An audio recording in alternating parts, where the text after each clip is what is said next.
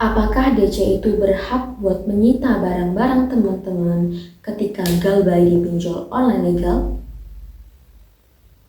Assalamualaikum warahmatullahi wabarakatuh. Halo teman-teman, selamat datang di channel Sister Pinjol. Di video ini kita bakal membahas tentang resiko gagal bayar atau resiko telat bayar di aplikasi-aplikasi pinjol seperti Akulaku, Kredivo, Ishycash, Kredit Pintar, dan lain sebagainya.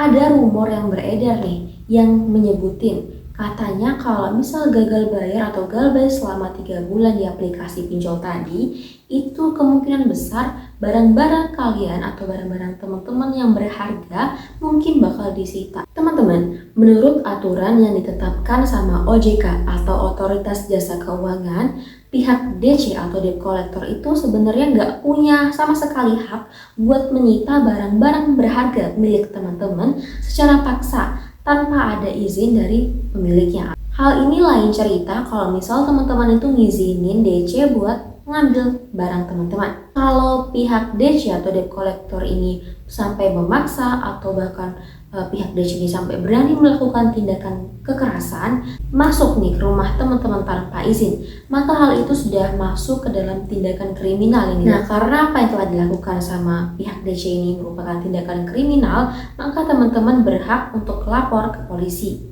Mengenai proses penyitaan barang itu, mereka si para DC butuh yang namanya surat atau keputusan dari pengadilan. Jadi tanpa adanya surat dari pengadilan tersebut, DC itu sama sekali gak bakal boleh buat kita barang dan gak bisa juga nentuin harga barang yang bakal diambil atau disita secara paksa itu.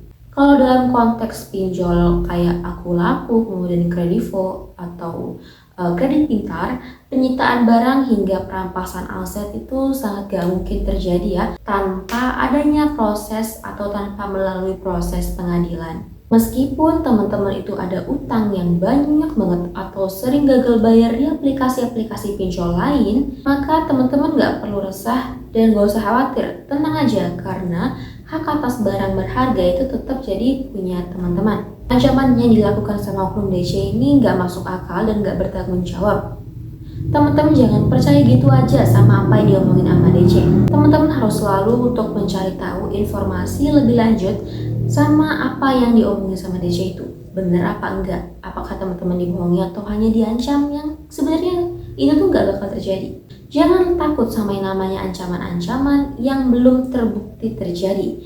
Pihak DC atau debt collector itu gak punya hak ya buat nagih utang pada teman-teman secara paksa atau sampai menyita nih barang-barang teman-teman tanpa adanya proses pengadilan. Teman-teman, hal penting lainnya yaitu usahakan pelajari atau cari tahu tentang hukum-hukum tentang penagihan, pinjaman online, kemudian bagaimana tata cara yang benar yang telah ditentukan sama OJK ketika DC itu menagih para nasabah. Kalau kalian itu udah tahu atau setidaknya paham mengenai hukum-hukum yang telah ditentukan sama OJK, jadi ketika ada DC yang secara gak bertanggung jawab itu menagih kepada kalian gak sesuai dengan aturan OJK atau sampai mengancam-ngancam kalian yang ancaman itu gak masuk akal, kalian ini jadi bisa menyela, kalian jadi bisa membela diri. Jadi kalian itu nggak hanya pasrah dan tunduk sama apa yang dikatakan sama DC. Oke, sekian dulu untuk video kali ini. Semoga informasi ini bisa bermanfaat buat teman-teman.